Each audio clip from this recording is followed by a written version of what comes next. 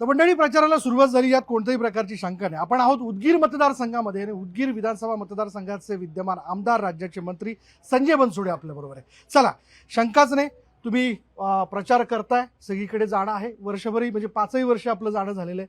पण यंदा कोणते विकासाचे मुद्दे घेऊन आपण मतदारांसमोर जाताय आणि म्हणताय की मला मतदान करा?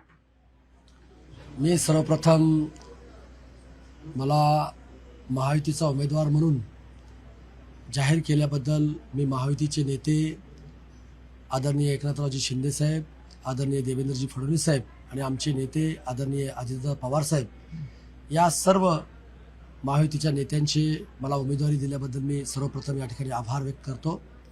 आणि इथल्या मायबाप जनतेने 2019ला मला या भागातून लोकप्रतिनिधी होण्याची संधी त्या ठिकाणी मला प्राप्त करून दिली होती आणि म्हणून त्या संधीचं सोनं करण्याचं काम गेली 5 वर्ष मी त्या ठिकाणी केलेलं आहे. आणि आज तुम्ही मतदारसंघात पाहताय की तुम्हीही उघड्या डोळ्यांनी त्या ठिकाणी तुम्ही पहा की गेली 6-6.5 हजार कोटी रुपयाचे कामं माझ्या मतदारसंघात आणून या मतदारसंघाचा चेहरा मोहरा बदलण्याचं काम त्या ठिकाणी मी केलेलं आहे. खरं तर मला 3च वर्ष सत्तेमध्ये काम करण्याची संधी त्या ठिकाणी मिळाली, कारण कोरोनामध्ये 1 ते 1.5 वर्ष त्या ठिकाणी गेलं. तरी पण एक मास्टर प्लॅन तयार करून या मतदारसंघामध्ये ज्या काही मूलभूत गरजा मतदारसंघाला पुरवायच्या होत्या, पिण्याच्या पाण्याचा प्रश्न असेल किंवा लाईटचा प्रश्न असेल किंवा आरोग्याचा प्रश्न असेल किंवा सिंचनाचा प्रश्न असेल किंवा वॉटर ग्रीड योजना असेल किंवा अंडरग्राऊंड ड्रेनेज असेल, अशा अनेक गोष्टी या मतदारसंघामध्ये आपण चांगल्या पद्धतीनं काम करून विकास करण्याचा प्रयत्न आपण त्या ठिकाणी केलेला आहे. आणि विशेष म्हणजे जशी मूलभूत गरजा आपण पुरवल्या त्याबरोबर इथल्या जनतेला बौद्धिक मेजवानी मिळाली पाहिजे, ह्या भावनेतून आपण लातूर जिल्ह्यामध्ये आत्तापर्यंतच्या इतिहासामध्ये कधीही अखिल भारतीय मराठी साहित्य संमेलन झालं नव्हतं. ते माझ्या उदगीरमध्ये घेण्याचा मान सन्मान आम्हाला त्या ठिकाणी मिळाला आणि 95वं अखिल भारतीय मराठी साहित्य संमेलन एक यशस्वी साहित्य संमेलन झालं, असं संबंध देशभर त्याची चर्चा त्या ठिकाणी झाली. परवाच राष्ट्रपती महोदया उदगीरमध्ये त्या ठिकाणी आल्या होत्या आणि म्हणून उदगीरचं नाव आता देशातच नव्हे तर जगामध्ये सुद्धा राष्ट्रपती महोदया येऊन गेल्यामुळे त्या ठिकाणी झालेले आहेत. आणि म्हणून इथली जनता आनंदी आहे, सुखी आहे. इथली जनता सातत्यानं विकासाला जो काम करणारा माणूस आहे त्याच्या पाठीमागे उभा राहण्याचं काम, शक्ती देण्याचं काम इथली जनता त्या ठिकाणी करते. आणि म्हणून मला विश्वास आहे आता 2024ची निवडणुकीमध्ये येणाऱ्या 20 तारखेला घड्याळाच्या चिन्हासमोर बटन दाबून मला प्रचंड बहुमताने त्या ठिकाणी विजय करणार आहेत, हा विश्वास मला इथं या ठिकाणी वाटतो. आणि मी पुढे जिंकून आल्यानंतर परत इथं मला मेडिकल कॉलेज उभारायचं आहे, इथं एअरपोर्टची निर्मिती करायची आहे, इथून मला वंदे भारत ट्रेन चालू करायची आहे आणि इथं मी MIDC मंजूर केली आहे. इथं यांनी जळकोटला पण इथं मोठा उद्योग आणून इथल्या तरुणाला आणि तरुणीला रोजगार उपलब्ध त्या ठिकाणी करून द्यायचा, असा माझा संकल्प त्या ठिकाणी आहे. म्हणून आपल्या चॅनलच्या मार्फत मी इथल्या सर्व मायबाप जनतेला विनंती करतो, गेली 5 वर्ष एक दिवससुद्धा आराम न करता या मतदारसंघाची सेवा करण्याची संधी मला त्या ठिकाणी तुम्ही दिलेली होती आणि आताही तुम्ही संधी द्यावी आणि प्रामाणिकपणे या मतदारसंघाची सेवा करेन असा शब्दसुद्धा त्या ठिकाणी तुम्हाला देतो. आणि भारतीय जनता पार्टी, शिवसेना आणि राष्ट्रवादी काँग्रेस हे महायुती आहे आणि घड्याळाला मत म्हणजे कमळाला मत जाणार आहे, धनुष्यबाणाला घड्याळाला मत दिल्यानंतर धनुष्यबाणाला मत जाणार आहे. म्हणून हे महायुतीचं सरकार आहे, माझं चिन्ह आहे घड्याळ आणि घड्याळाच्या चिन्हावर आपण बटन दाबून मला विजयी करावं, एवढी नम्र आव्हान मी या ठिकाणी तुम्हाला करतो. बरं, या सगळ्याच्या तसं बघायला गेलं तर विकासाची कामं समोर दिसत आहेत, विकासाला पाहून मतदारांनी मतदान करणं अपेक्षित आहे. पण जातीय समीकरण जर इथलं लक्षात घेतलं, समाजातलं समीकरण जर आपण लक्षात घेतलं, दलित आणि मायनॉर अल्पसंख्याक हे आपल्याबरोबर आहेत का? तेव्हा इथली जनता फार सुज्ञ आहे. कधी काळी माझे आमदार गोविंदराव केंद्रे साहेब भारतीय जनता पार्टीच्या तिकिटावर उभारले होते, त्यांचं चिन्ह कमळ होतं.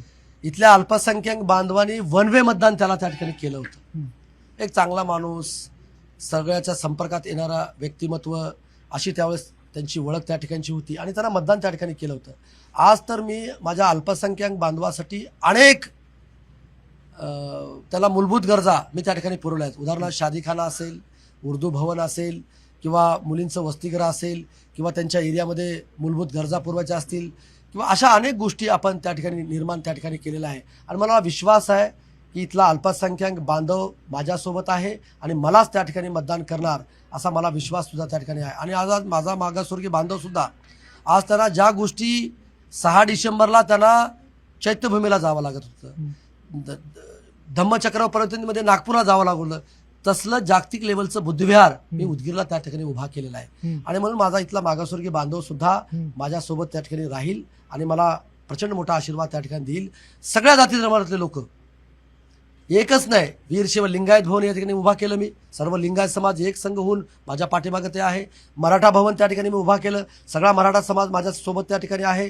सगळा ओबीसी समाज, अनेक चांगल्या चांगल्या गोष्टी, अहिल्यादेवीचा पुतळा त्या ठिकाणी मी उभा केला, वसंतराव नाईकांचा पुतळा त्या ठिकाणी उभा केला, त्यांच्या सुविधा त्या ठिकाणी मी उपलब्ध त्या ठिकाणी केलं. रेड्डी भवन सुद्धा त्या ठिकाणी आपण केलं, रेणुकाचार्य भवन आपण त्या ठिकाणी उभा केलं, सिद्धे रामेश्वरला आपण त्या ठिकाणी पैसे दिले. म्हणजे जे जे काही नवं ते उदगीरला हवं, ह्या ब्रीद वाक्यातून आपण त्या ठिकाणी काम केलं. ती दळणवळण व्यवस्था अतिशय मजबूत करण्याचं काम आपण त्या ठिकाणी केलेलं आहे. म्हणून मला विश्वास आहे, मला खात्री आहे, कसल्याही परिस्थितीमध्ये 23 तारखेला इथली जनता महायुतीचा गुलाल उधळणार म्हणजे उधळणारच, हा विश्वास मला त्या ठिकाणी आहे. धन्यवाद. शेवटचा प्रश्न विचारतो, भाजप आपल्या बरोबर आहे का? महायुतीचा धर्म आहे तो अर्थात त्यांनी पाहणं अभिप्रेत आहे. आणि दुसरं की या सगळ्या याच्यात मराठा आरक्षणाची धग सबंध मराठवाड्यात जाणवते, त्याचा काही परिणाम इथं होऊ शकतो का? भारतीय जनता पार्टी तर इथं आवर्जून मला अभिमानानं सांगावं वाटतं की माझा पक्ष राष्ट्रवादी काँग्रेस जरी असला तर मी गेली 1.5 वर्ष त्यांच्याबरोबर आहे. महायुती म्हणून त्या ठिकाणी आम्ही काम करतोय. सर्व भारतीय जनता पार्टीचे नेते माझ्यापेक्षा जास्त मेहनत घेऊन त्या ठिकाणी प्रचार आणि प्रसार करण्याचं काम त्या ठिकाणी करतायत. ह्या इथं उभारलेले सगळे अर्धे भारतीय जनता पार्टीचे सगळे लोक त्या ठिकाणी आहेत. आणि म्हणून खात्री आहे की इथं भारतीय जनता पार्टीला मानणारा मोठा वर्ग आहे आणि तो वर्ग आज माझा प्रचार आणि प्रसार त्या ठिकाणी करतायत.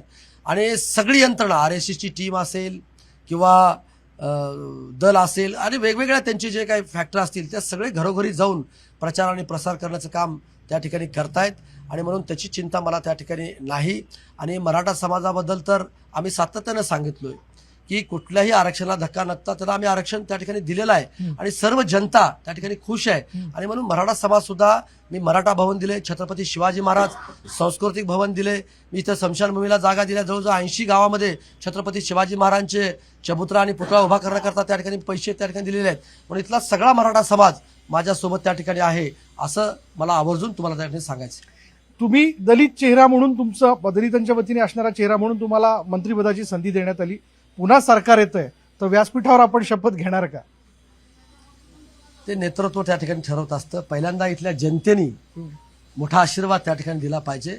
आणि महायुतीचं सरकार या राज्यामध्ये 100% त्या ठिकाणी येणार आहे. कारण ह्या सरकार आणण्याकरता माझ्या लाडक्या बहिणीचा सगळ्यात मोठा वाटा त्या ठिकाणी असणार आहे. म्हणून यावर्षी लाडक्या बहिणीने कम्प्लिटली ओवाळणी म्हणून 20 तारखेच्या मतदानामधून ह्या महायुतीचं सरकार त्या ठिकाणी आणतील आणि नेतृत्व ठरवेल. जर मी गेली 1.5 वर्ष 4 वर्षे जर चांगल्या पद्धतीनं मंत्री म्हणून जर काम केलं असेल तर 100% संधी आमचं नेतृत्व त्या ठिकाणी देतील, असा विश्वास सुद्धा मला त्या ठिकाणी आहे. धन्यवाद आमच्याशी बोलल्याबद्दल आणि आपल्याला शुभेच्छा. थँक्यू. व्हिडिओ जर्नलिस्ट संदीप पवारसह विशाल परदेशी, न्यूज 18 लोकमत, उदगीर.